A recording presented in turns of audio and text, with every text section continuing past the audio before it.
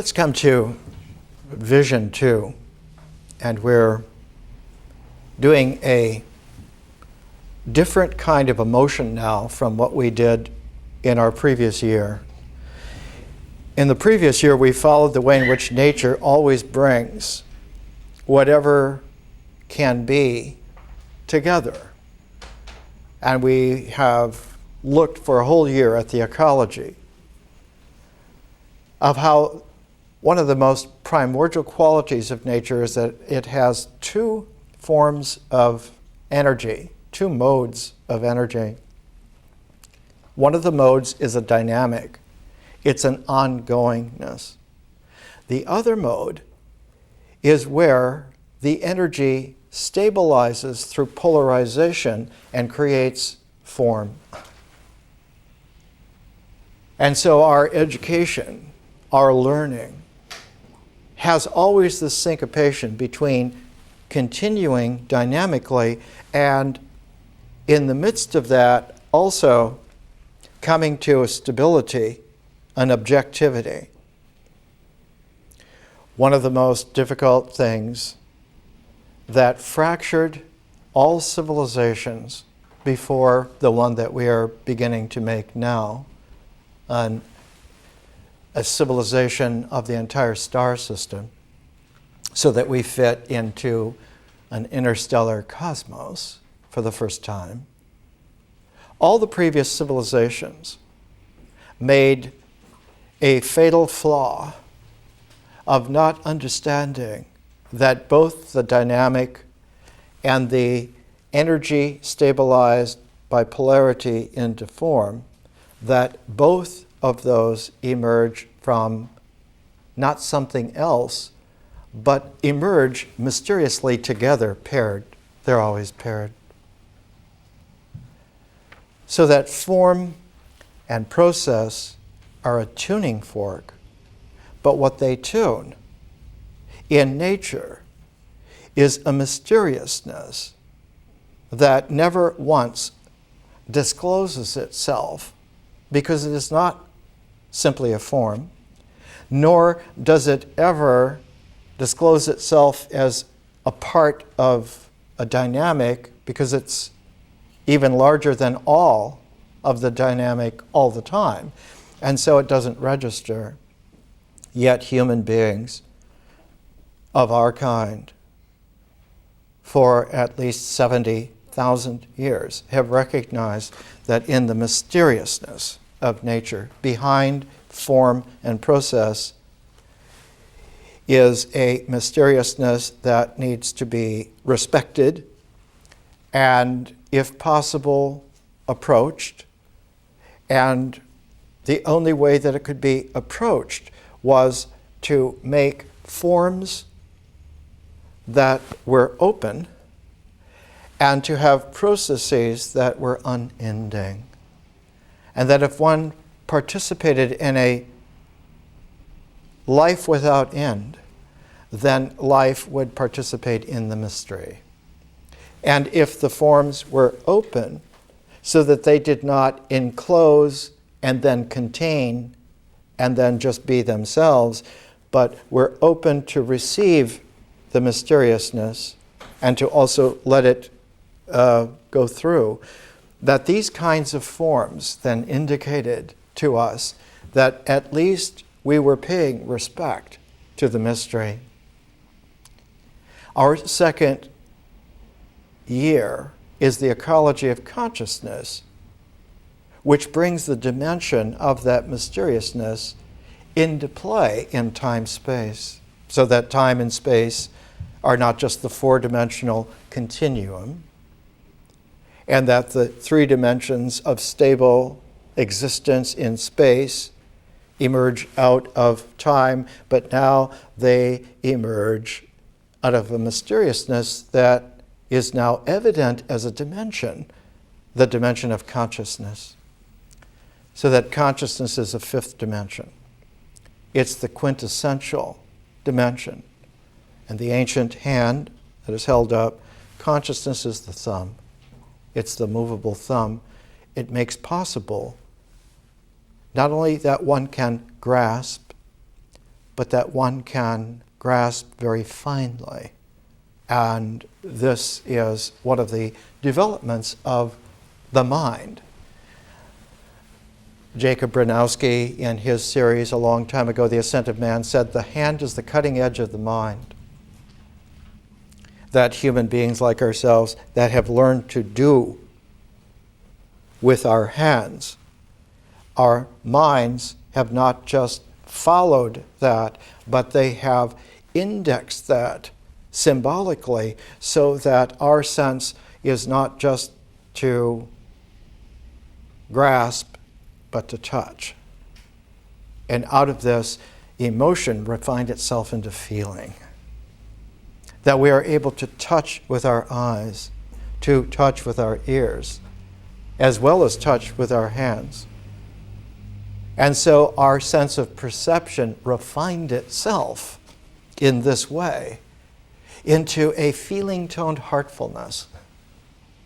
And so we are not just physically extant, but we are in a feeling heartfulness, refinable within our existence. And out of that feeling-toned imagery, heartfulness, came the development of language. The ability not just to make sounds, but to speak. And our species, our Homo sapiens sapiens species, emerging in South Africa about 160,000 years ago, has several remarkable differences from a cognate species that preceded us and was coextensive with us for about 100,000 years, and that was Homo Neanderthal. And curiously enough, the Neanderthals had a larger brain than we have by a little bit. But what the Neanderthals did not have was the development in the thoracic area of the spinal column, which our species has. And it was always a puzzle to those paleontologists who were trying to understand, well, why would this be? Why would we need a larger thoracic spinal column, more nerves? And it was a woman about 20 years ago that finally figured it out. The only way that we can speak at all the kind of language that I'm using here with us today is we have to control our breath sometimes as much as 60 times a second minutely in order to be able to speak. And it takes that kind of neural development in the thoracic area to control breath, to control breathing, fine enough to be able to speak. Homo Neanderthal could grunt and groan, but could not speak like we do. And so our kind is distinguished in evolution specifically because our existence refines itself into feeling, toned images, and a physiological capacity, a neurological facility to be able to speak. And in speaking to each other, we weave a whole different quality of time-space. It's been called, most appropriately, the social world, the world of culture. And so when we looked at Jane Goodall's study of the chimpanzees that share more than 99% of the DNA with us, they have a kind of a band culture, if one would call it that, and they're very much like us in having feelings and heartfulness, and not just chimpanzees and the other great apes, but even dogs and horses and many animals have this wonderful, heartful, feeling-toned quality. But we seem to be a species that was on the verge of something extraordinary, that our ability to speak with each other has led to a refinement that was not possible in nature before at all. And so this refinement is always called spiritual because it goes beyond nature and becomes supernatural. And so consciousness as a dimension opens up a supernatural realm of possibilities that were not just there in existence.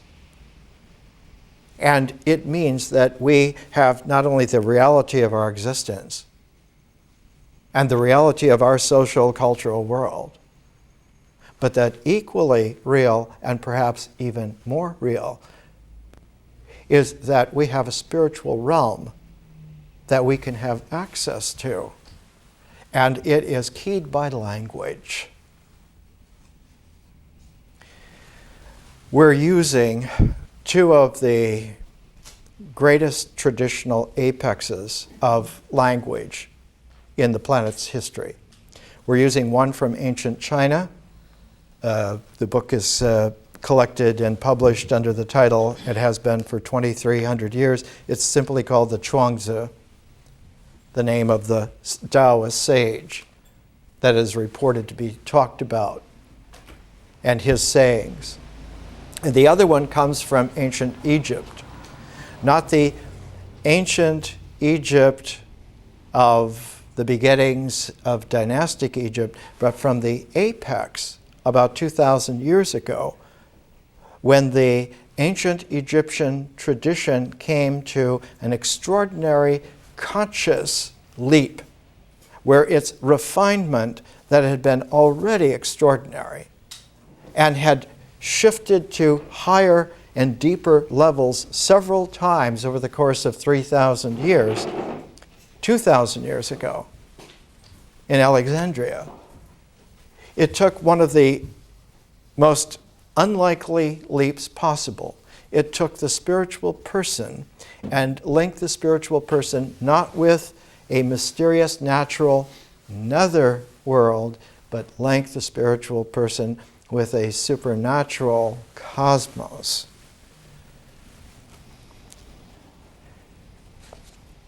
The document that we're taking is called the Creative Mind Shepherd, the Poimandres. And it is the first of a series of about 13 or 14 surviving documents that group together called the Hermetica. And there have been, for the last 500 years, controversies over the Hermetica. The first controversy was in the Renaissance, when one of the most powerful, cultivated bankers of the day in Florence, Cosimo de' Medici, had bought the collected works of Plato and had his physician's son, specially trained, Marsilio Ficino, to translate classical Greek into the beautiful Latin of the Italian Renaissance that was just beginning. And in the midst of translating Plato, Cosimo de' Medici received a rare book from one of those wise men who was fleeing from Byzantium when it was falling to Mahmud the Conqueror. All of the Christian savants fled the Islamic sieging army, and one of them, named Pletho, ended up in Florence and presented as a gift to Cosimo de' Medici the original Greek manuscript of 13 of the Hermetic treatises. And immediately Cosimo put Ficino on hold on Plato and had him translate the Hermetica. And that was the first time that the Hermetica were seen for nearly 1,000 years. They were unseen in that entire stretch of time from the fall of the classical world to the Renaissance about 500 years ago. And when they were rediscovered, they were held to be the most pristine spiritual understanding in the world. And of course, it was a competition with the power of the Roman Church.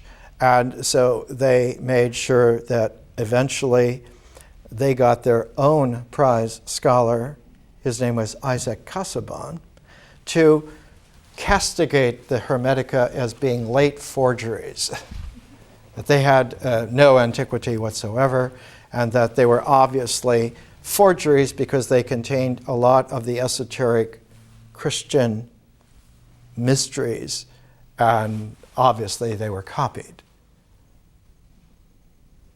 That particular standpoint is held until today. There was an edition of the Hermetica done by Brian Copenhaver, published by Cambridge just about 12 years ago.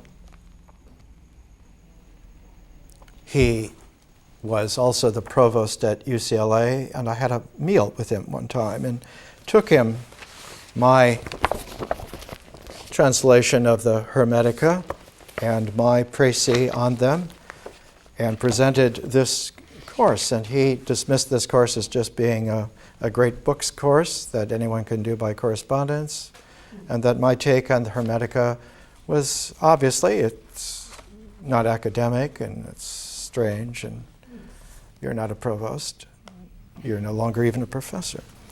And in his notes to his Cambridge University Press translation of the Hermetica, he goes in and talks about the fact that the Greek name Hermes corresponds to the Egyptian Thoth, a god known through the whole history of Egyptian religion, but remarkably popular in the Ptolemaic period, an era especially around 168, 163 BC,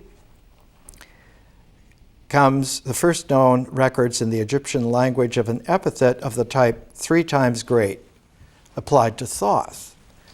And the Greek was Megistu kai Megistu Theo Magau.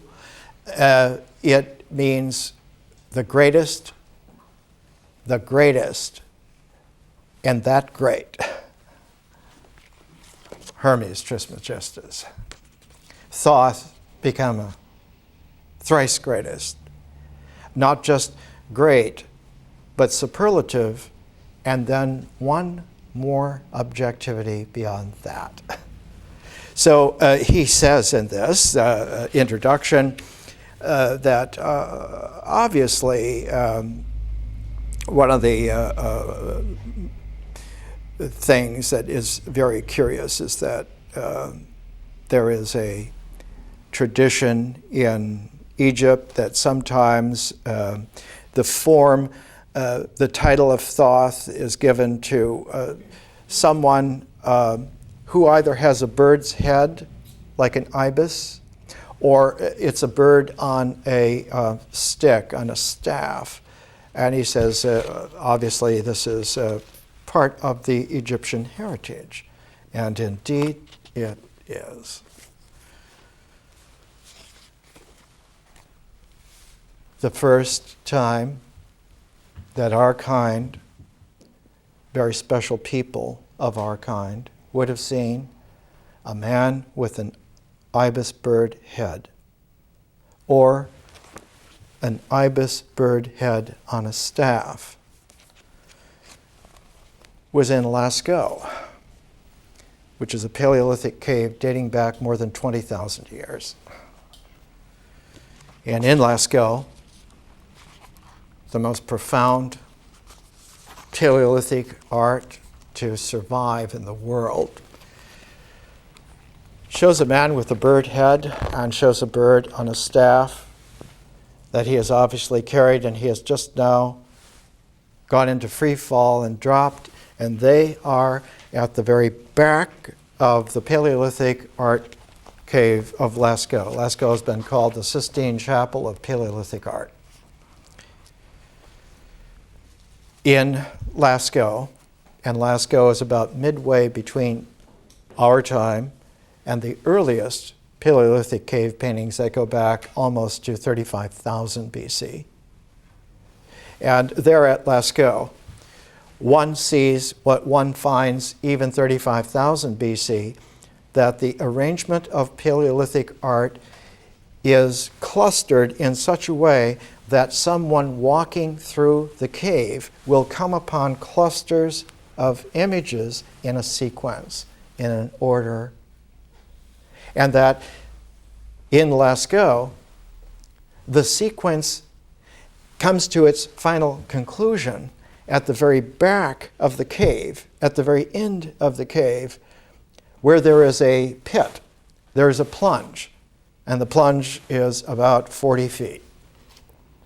Now, this back of Lascaux is several miles from the entrance, so that 20-some thousand years ago, the only way to get back there was through light that was carried on little hand torches with animal fat that would burn, little oil lamps, and that's where one finds this bird-headed man whose fingers are splayed, whose penis is erect.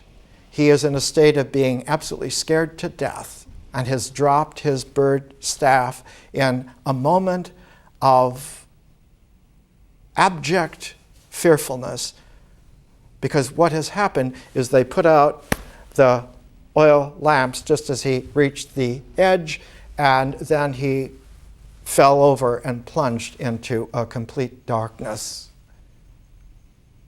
But he was not killed, because they had tied around him 3 braided twine rope. And we know this because we found in the bottom of the pit ancient bits of that twined rope. And what happened, it was like a bungee cord jump into complete darkness at the end of the netherworld, and falling and being saved and brought back, and the light being struck again. And there the man was able to take up his bird spirit conscious head and his bird spirit royal staff and go back out through the Paleolithic pyramid cave temple back into the open light of nature. And he knew consciously that one can be saved from death, not just one time, but permanently, eternally. The entire Egyptian religious experience is rooted in the Paleolithic experience of human beings like ourselves for tens of thousands of years. The Hermetica is not some recent forgery of the 2nd or 3rd century AD. It goes back to the origins of art in our civilization. And the Egyptian tradition is very clear. It has always been clear. It is more ancient than anyone could have believed. In one of Plato's final dialogues, the Crito, he talks about his grandfather who had gone to Egypt and had heard a story concerning the founder of the great urban civilization of Athens, Solon, the lawgiver, about 600 BC, that Crito said that Solon told him that when he went to the Egyptians said, "You Greeks are nothing but children. You don't even know your own heritage. You think, for instance, there was just one flood, whereas the world has been destroyed many times by floods, many times by fires, and your own ancestors 9,000 years ago performed a service for all mankind." The Hermetica is not some kind of academic document that is just a text. to establish and make yourself an expert. The tradition is still alive. There is still a Hermes Trismegistus capable of speaking truthfully and doing what has always been done, to give the guidance not only to go to the end of the cave of the mind in the cranium, but to go beyond that into the field of conscious spiritual vision, and there to find one's prismatic person was not limited at all by things that are just objectively extant or objectively thought about, but a prismatic array of possible worlds without end, and to bring that into a harmonic with the cosmos. This has always been the function. So we're using the Poimandres from the ancient Western Hermetica. We're using the Chuang from the ancient Taoist China, and we're pairing them together like a tuning fork. Because in our time, in the 21st century, we are not just making a planetary culture. It will be a culture of the entire planet.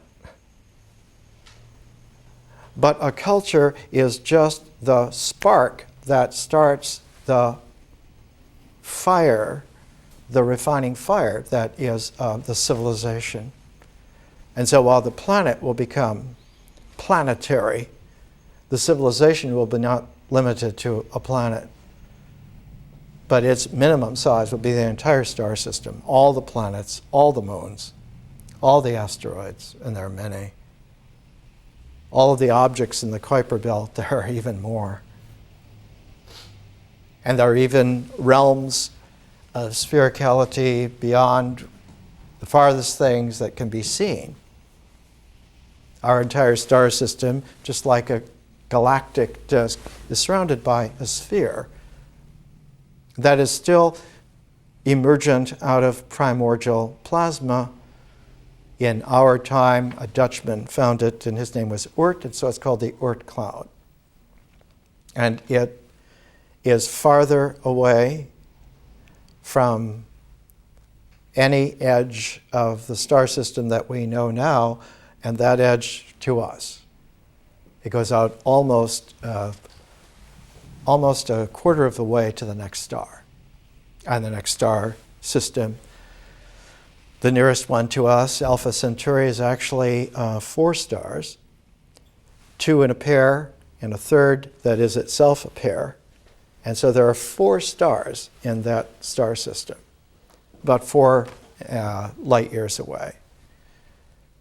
But in interstellar space, as we've talked about, if you go out just 50 light years, one finds thousands of star systems already.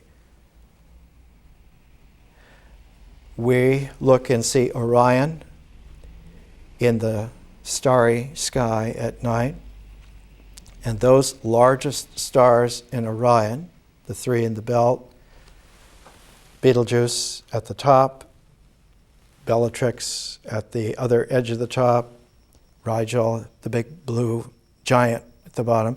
Those stars in Orion are about 900 light years away, and they're not in our arm of the galaxy. They're in an Orion arm of the galaxy. They're across an immense distance from us. And that's just a little postage stamp, because our galactic structure has over 2 trillion stars. So the basic reality for conscious beings in the universe is to be at home minimally in a star system. And so our education is not just to have the planetary culture by being familiar with every aspect of the entire planet for all time, all round, including the future. We look at science fiction as well. We look at visions as well, because the ancient tradition was always that one with consciousness is able to look through time as well as space. And what was found is that when one is able to look consciously through time and space, the events of the present occur not in a line. In nature, they're in lines. In ritual and symbol alignments, they're in lines. But in higher dimensions of reality, they occur as circles in a target.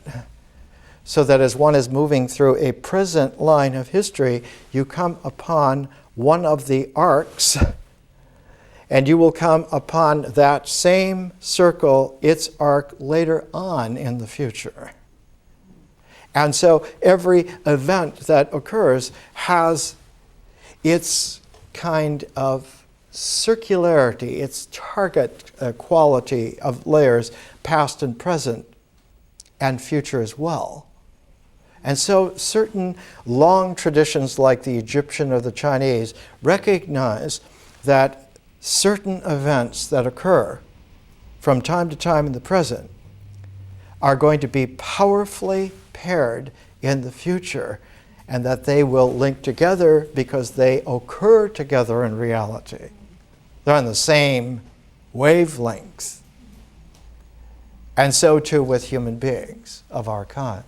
There are persons who occurred in the past, who will occur in the future, and they're the same person, only they're in a cosmic personal arc of the full circle. When the Egyptian civilization began to come into its first nascent development,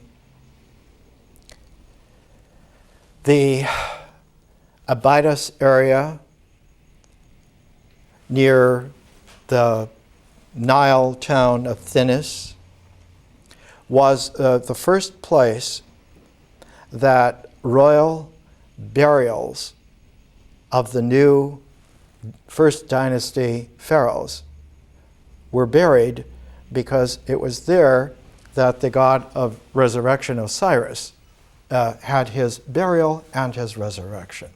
And that temple is called the Osirian. And while the Osirian is in a mysterious place, what is even more mysterious is that about a mile or so, a little bit further into the desert, one comes to an enormous quality of the walls of the high Egyptian desert. The mountain range behind the Fertile Bank suddenly rises, and rises to an element that is of enormous significance. If one goes to the top of that long ridge of the Western Nile river course, one comes to the beginnings of the Sahara Desert. And the Sahara Desert stretches across 5,000 or 6,000 miles of northern Africa, all the way to the Atlantic Ocean. All that distance we talked about before once held grasslands and a huge population of people. That's where the original home of a great deal that survives was there. The Tasli and Anjer mountains in the middle of the Sahara still have Sufi, black African Sufi communities, and they call that area Air, like A-I-R, but pronounced in kind of a French tone. And it's there, those high plateaus, that one still is able to have the mystical experiences going back tens and tens of thousands of years. And a Belgian group about 40 years ago found the Paleolithic illustrations on the walls in some of the rock shelters in the caves of the Tasli Danger mountains in the middle of the Sahara. And one of the qualities that's there are human beings that have a circle of transparency around their head. At one point, someone said, well, these are cosmonauts. These are astronauts from another planet. They are people like ourselves, our ancient ancestors, who had the halo of consciousness that pushed time-space's limitations back out like the Oort cloud, so that everything within it had a clarity of harmonic rather than being limited to a geometry of just alignment. And so the ancient Egyptian civilization of the Nile are the inheritors of the great Sahara civilizations going back tens and tens of thousands of years. So when it began 5,000 years ago, it was already sophisticated to the point that the earliest Hermetica that we have are the pyramid texts that are recorded. First one that recorded it completely was the Pyramid of Unas. And I have brought with me the great translation into English by Alexander Piankov, The Pyramid of Unas, published by Princeton in the Bollingen series. And the early parts of the Pyramid of Unas were edited by a very elegant woman named Natasha Rambova, who lived in Pasadena. My old friend Manley Hall told me of speaking with Ms. Rambova several times, and said she would come in with her furs and her elegance and her precision and her independence, and could hold her own with anyone. She was the editor with Piankov. They died within 1 month of each other in 1966, and the series was finished by others who brought their notes together. One of the qualities of the Pyramid of Unas is that one finds there a sequence of languaged images and a feeling tone of this sacred journey through to the revelation ever after in Egypt. It always resurfaces, parts of it here and there, and one archaeological discovery found that in the New Kingdom, when there were a lot of wealthy, powerful people, not just the pharaoh, one of the tombs of one of these wealthy, powerful men had the complete text of the Pyramid of Unas, even those missing parts from his original place. And so we have it reconstituted. And we have almost all of 1,000 different, they used to be called spells, and now they're called utterances. They're like sayings. They're like the sayings of Jesus. They're like the sayings of Lao Tzu. Sayings are the seed phrases and statements and sentences which one takes and plants in the mind and then waters with consciousness, and they grow the flowering of understanding. Let's take a little break and we'll come back.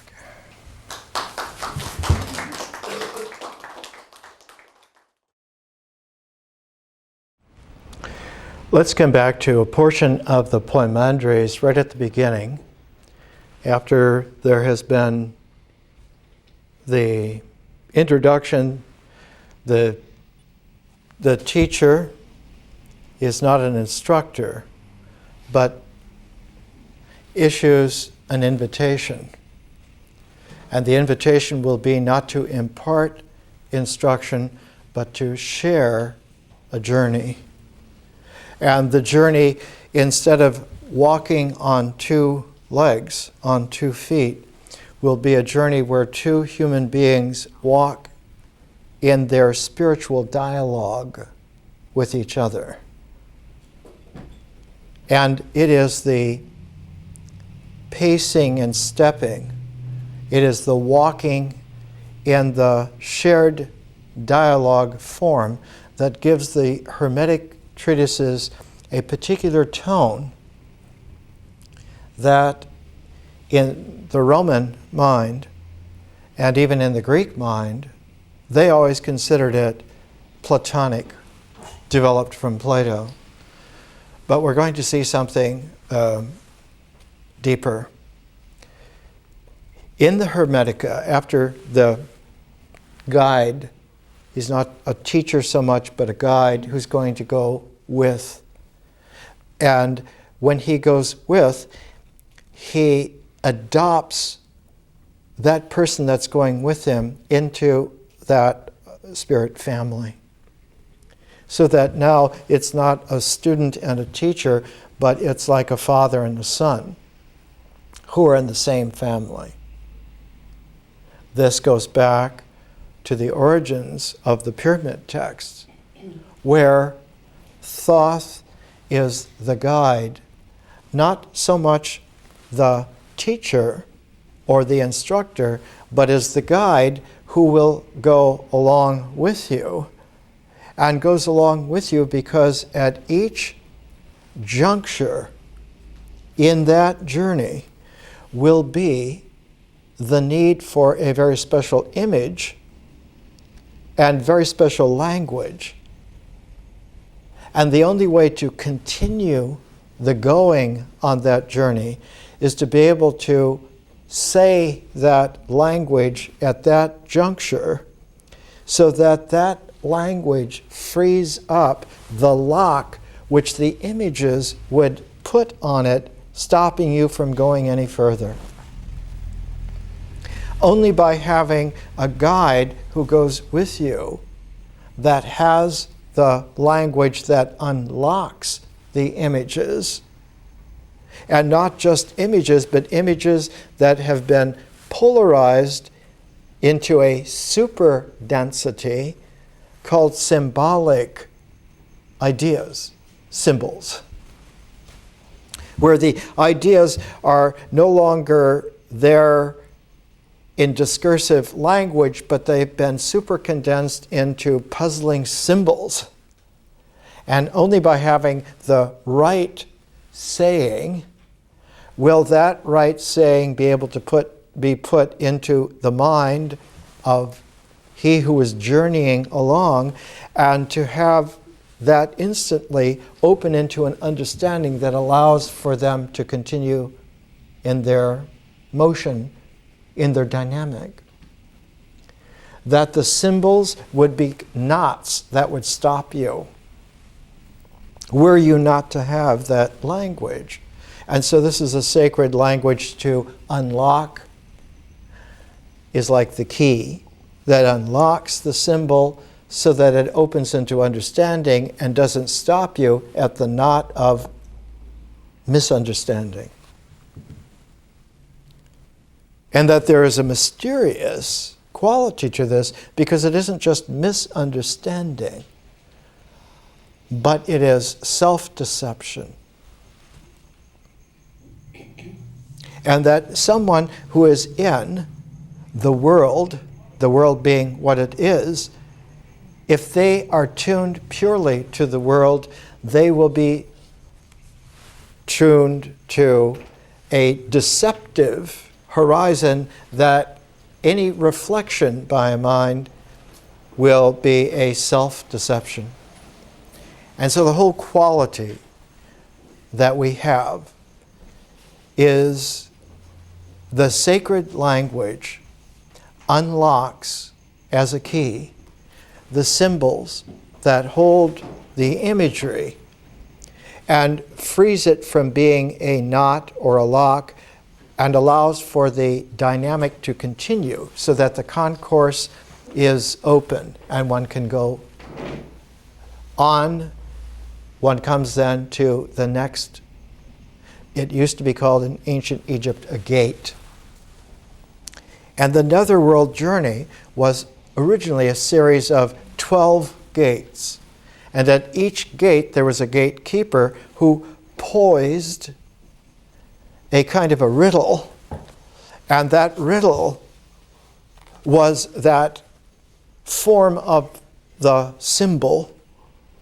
And one had to be able to answer that riddle in order to be freed from being stopped and locked there and kept in that compartment. one of the expansions that one needs to understand here is the ancient Egyptian understanding of time and space. The ancient Egyptian understanding of time and space for objective form was that time was formed each day, one at a time. And that day, the Elizabethan dramatic phrase was sufficient unto the day, its difficulties thereof.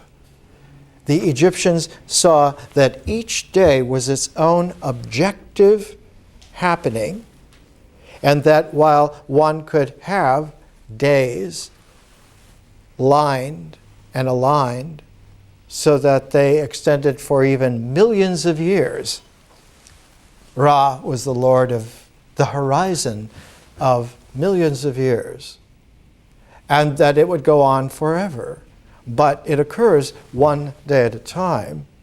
And so the ability to rise each day was the ability to come back into life, but you couldn't come back into it in an objective, limited form, because you would be then stopped by that day, the day of reckoning, the day of judgment.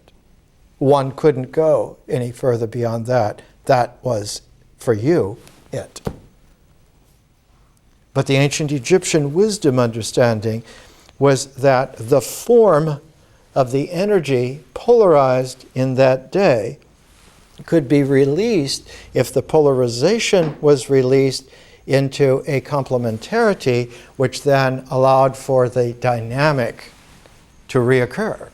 And instead of being trapped in the polarized form, one was released into the dynamic juice. And that being able to do this continuously, one was assured that you will live forever, even though it is one day at a time.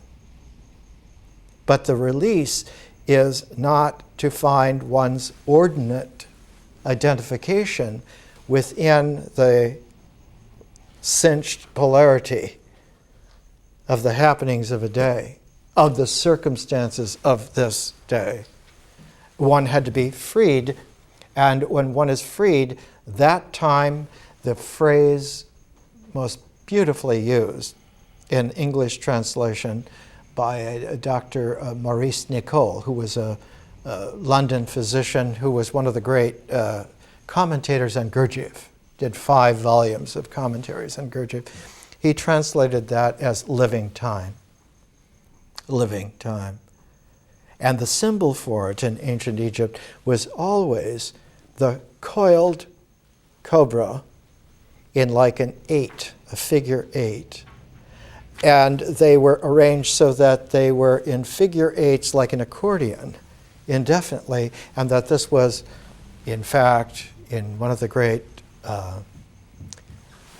images at the back wall of the Day of Judgment, the psychostasia, in one of the volumes in the Egyptian religious texts. And I'll try to bring that illustration next week. It was there in the infinity sign of the accordioned cobras that one entered into the dynamic of an eternity, which was a living time, life without end, life eternal. That was the quality that was released not by a teacher, but by a guide who accompanied you. And so Thoth, Hermes in Greek mythological lore was not only the messenger of the gods, from gods to man, but he was the psychopomp. He was the guide for man back into the realm of the gods. The concourse both ways. One of the ways was to be the messenger, Mercury the messenger, Hermes, the Greek, Mercury the Latin, the messenger, the space mission going back to the planet Mercury is called messenger. it is winged on his feet and on his helmet. But when he is thrice graded, his words are winged. And in the first appearance of this simile in world history is in Homer. Homer speaks in a poetic where he has winged words, where he has not only the ability to go like Mercury with his winged feet, and the ability to think openly with his winged mind, but he has the winged language and words that is able to uncinch the knots of symbols to open themselves to the dynamic. And what is that dynamic?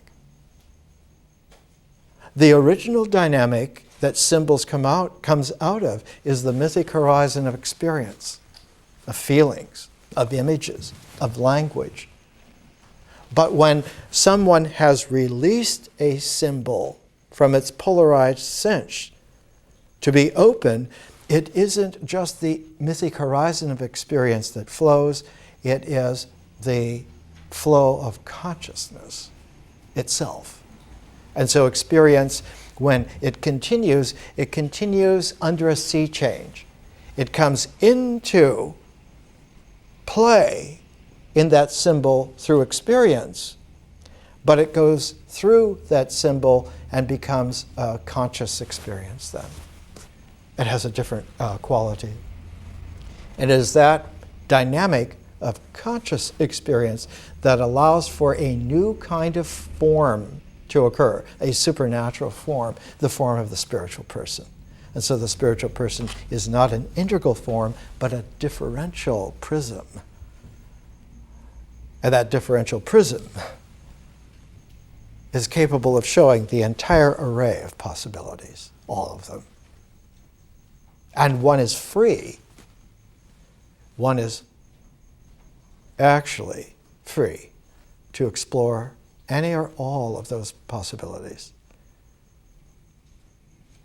And so it is that quality of transform that the Hermetica has in its ancient Egyptian sequence.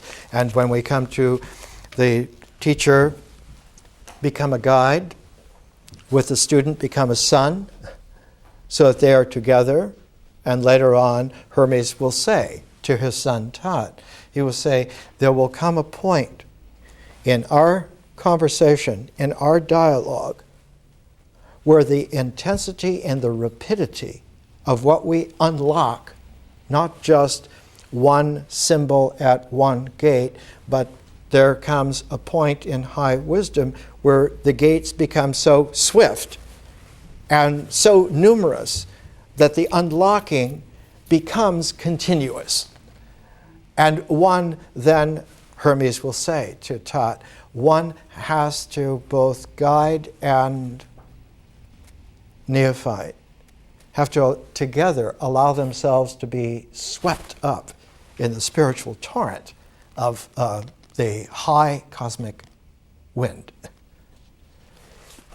Until one gets there, though, one has this kind of experience. And as we were talking earlier before the break, we're talking about how the images of the bird-headed man and the bird head on the staff goes all the way back to Lascaux, 20,000 years ago, and is at that particular juncture in Lascaux where the person who has been brought several miles underground 23,000 years ago and taken through the sequence of all of the image clusters that now become symbolic nexus in Lascaux, leading one back deeper and deeper into the cave, leading one back into this Paleolithic temple, so that one now comes to the altar. The altar is for a sacrifice, but the only sacrifice that is possible in Lascaux is a sacrifice of oneself. And there in that pit, that 40-foot plunge, against that back wall, just as the neophyte would be plunging seemingly into utter darkness to his death, the thrice braided, twined rope, bungee-like, saves you just inches before you would hit the bottom. But all this is suffered in complete darkness, and it's only when you hit the extremity of the rope, which, as we talked about in a couple of lectures ago, this is the tether.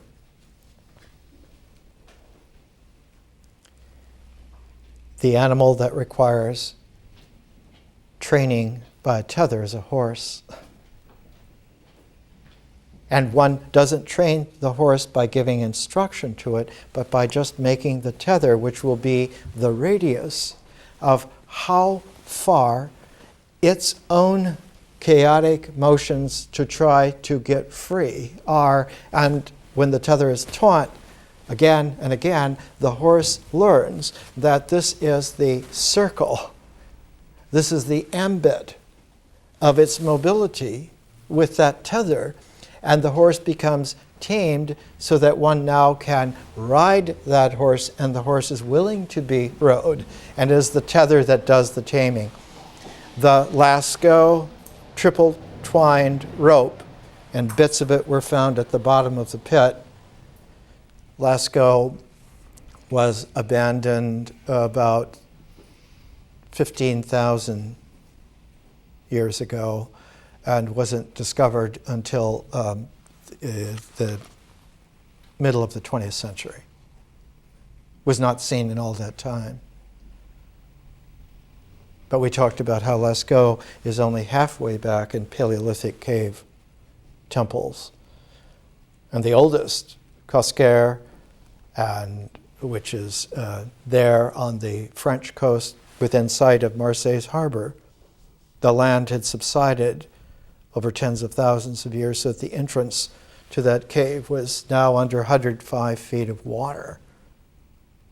And the cave was filled with muddy sediment, and many French divers were jeopardized. Several lost their lives trying to go through. And when they came up to the end of this tunnel, they came up into the cave of Cosquer that had been abandoned for almost 25,000 years.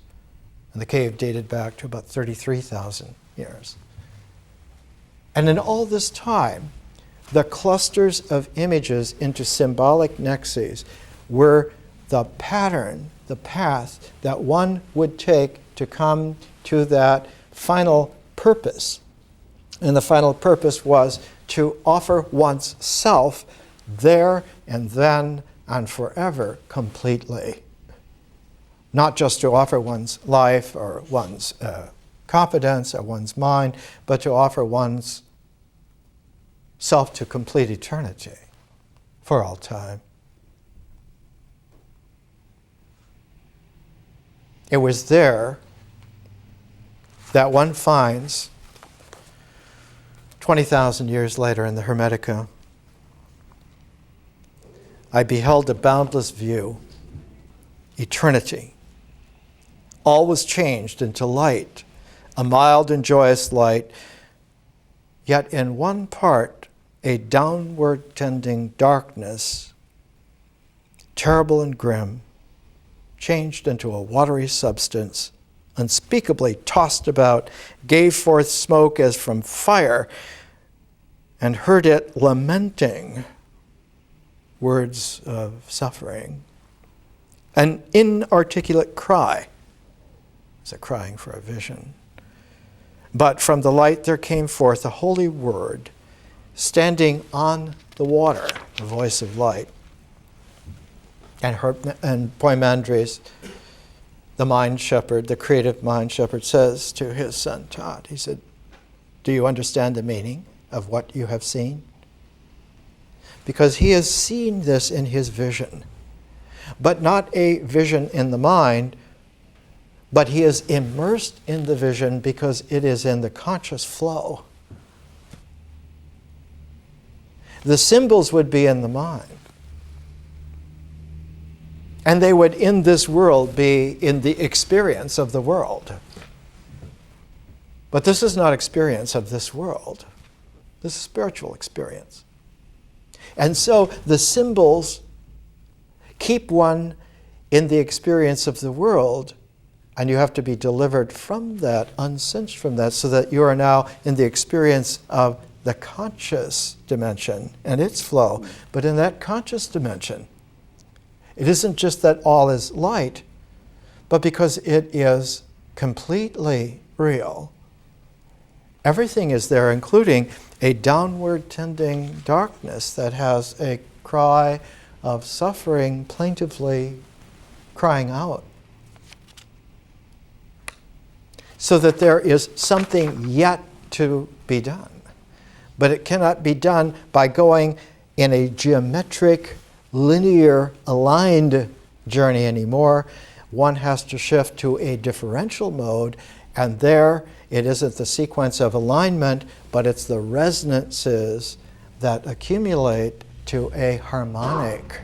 And the harmonic is indexed not by a static symbol, but is indexed by a scale, like an octave. Do, re, me, fa, sol, la, ti, do. And in the ancient Egyptian octet, it's ogdode, it's 8.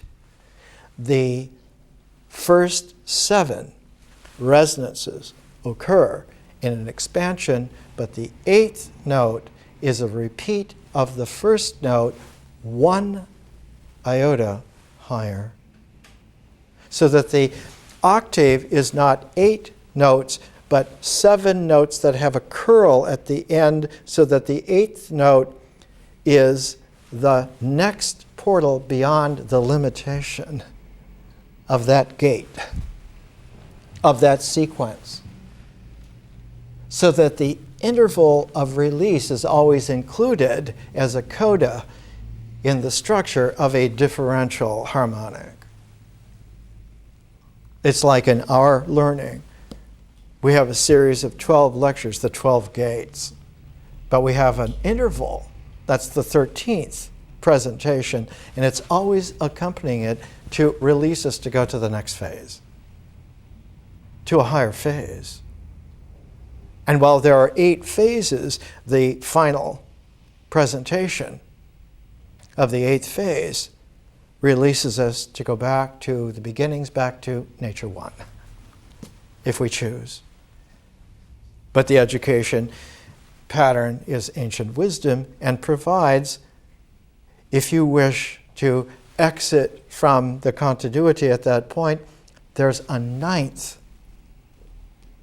phase, just called complementarity, that you can yourself take to go out, and you can at any time return back to the continuity or leave. One of the Hermetic treatises that was not found in the Renaissance. It was not there in Byzantium because it was hurriedly buried in ancient Egypt about 365 AD and was found with the Nag Hammadi Gnostic material. And that treatise is called The Eighth Reveals the Ninth. And the reason it was buried in 365 is that the ancient Egyptian origins of Christianity and the flowering of Hellenistic Judaism in a Pythagorean mode in Egypt had started to have its efflorescence by a Roman emperor named Justin. He's always called in Christian history Justin the Martyr because he was killed. He was killed as a young man because he wanted to reopen the wisdom schools all over the empire and not have just Christianity take over as a state religion, which Constantine had put into place. And so when he was killed, everyone in the Roman Empire Christian church got together and decided we need to do what Augustus Caesar did way back when. We need to collect all of the prophetic and sacred writings in the empire and only keep those that we want and destroy all the others. And so when Justin was killed in 365 AD, one of the leaders of this reactionary inquisition was the Bishop of Alexandria, Cyril, and immediately sent out people to kill anyone and to confiscate all the documents. And so the Nag Hammadi material was buried in jars, just like the Dead Sea Scroll, for a very similar reason, and were not found until at the end of World War II. When the Dead Sea Scrolls were found, the Nag Hammadi material was found also, almost within months of each other. And there in all these documents, one finds sacred books that hadn't been seen for over 1,600 years. About a few years after Lascaux was found. And so all of these things surfaced again, almost at the same time, in the early 1940s, about the time of the development of the atomic bomb and the first use of it. In that period, from about 1940 to about 1945, one of the most torrential openings in planetary history. And what was missing was the ability for those who were guides at that time to get through to a sizable population. The very few people who understood, who were paying attention, who heard them, didn't amount to much more than a trace element of humanity. And so our work in the 21st century is to make sure that several billion people understand, and not just a sophisticated coterie. And so this has to go out planet-wide, planet-deep, star system-wide.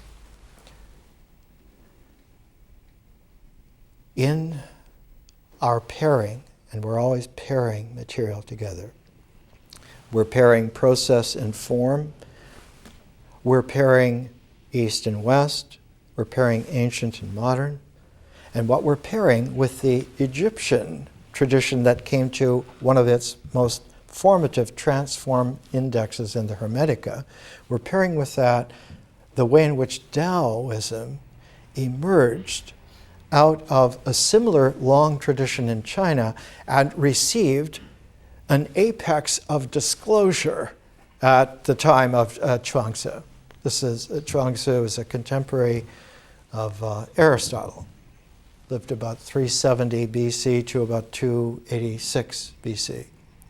Not just a contemporary of Aristotle, but a contemporary of Ptolemy, the Greek general friend of Alexander the Great's youth.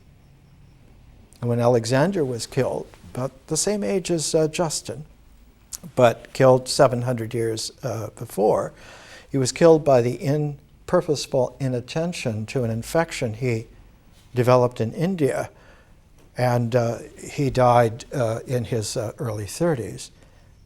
Ptolemy carried on his vision to found in Alexandria a world city, not a city that belonged to any one country or any one tradition, but a city that had the entire world and all of its traditions together.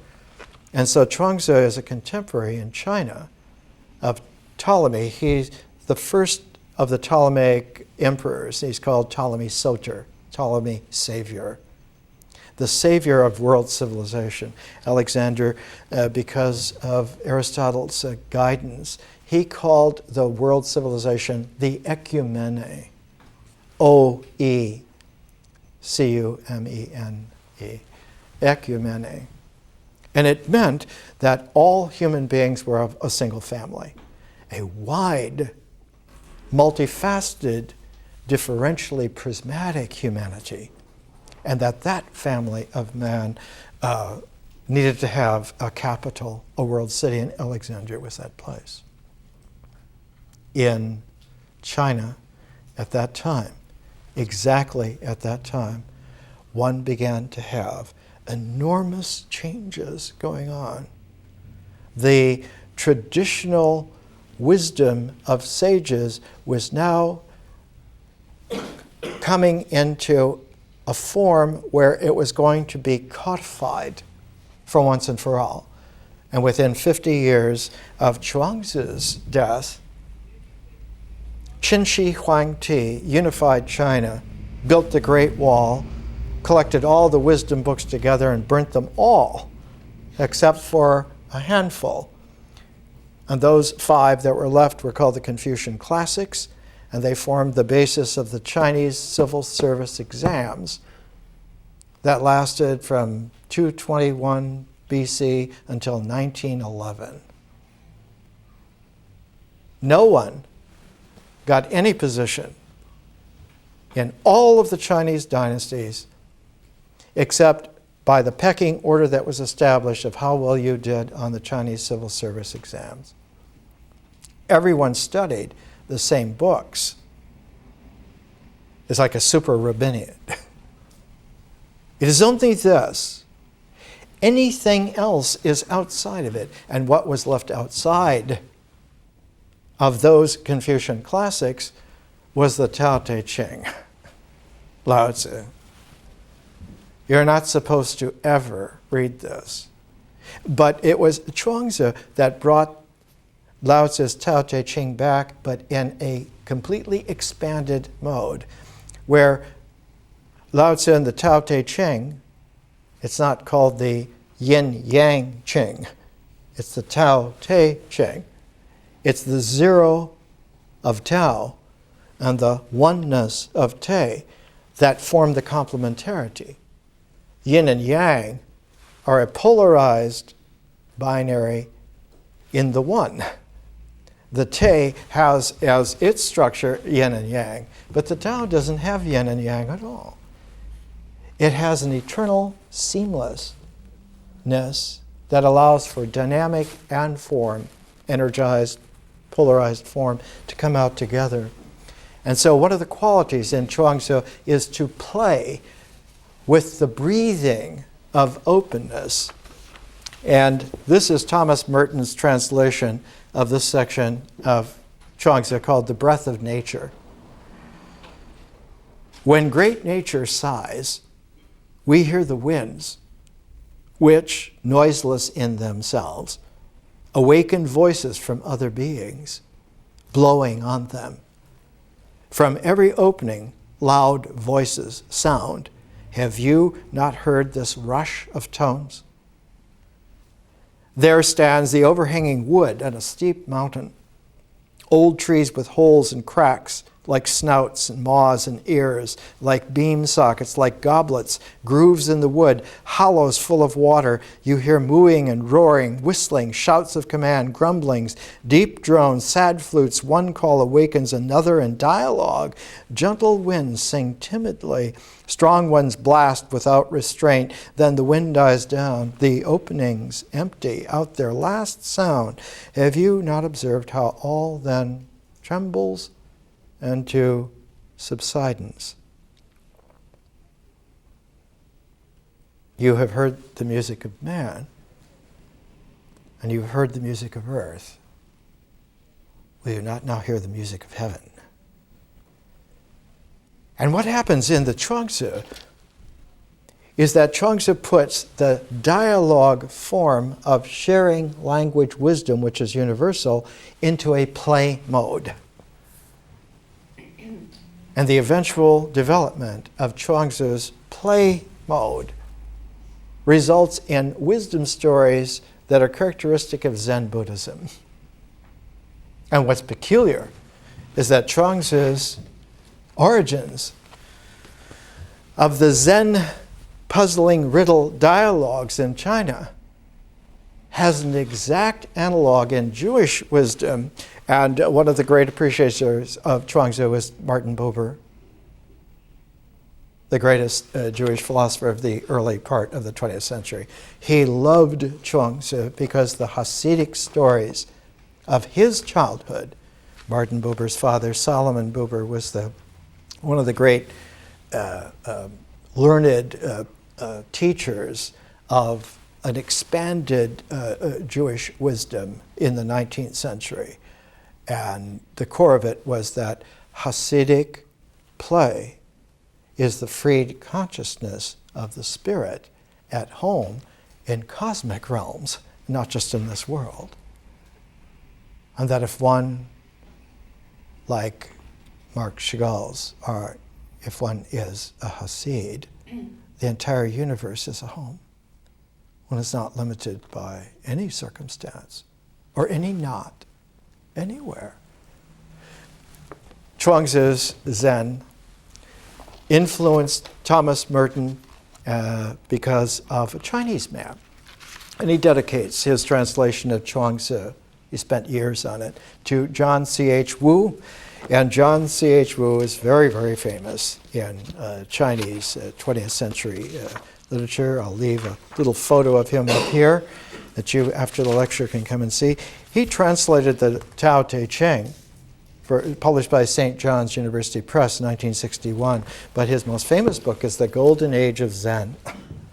John C.H. Wu was one of the earliest historians of how did it get to where it got to in the way that it was, that Chan Buddhism, Zen, has many mysterious qualities to it. And one of the qualities that is very mysterious is that when Zen emerged out of Chinese Tao in the 600s AD, it had a particular Hellenistic Jewish quality to it, and that's why the Zen stories are so much like the Hasidic. How did it ever get there? Why was it that the largest Jewish trading mission in Asia was in the Chinese city of Kaifeng? The Chinese Jews of Kaifeng were there for 1,500 years. Next week, we'll talk about it.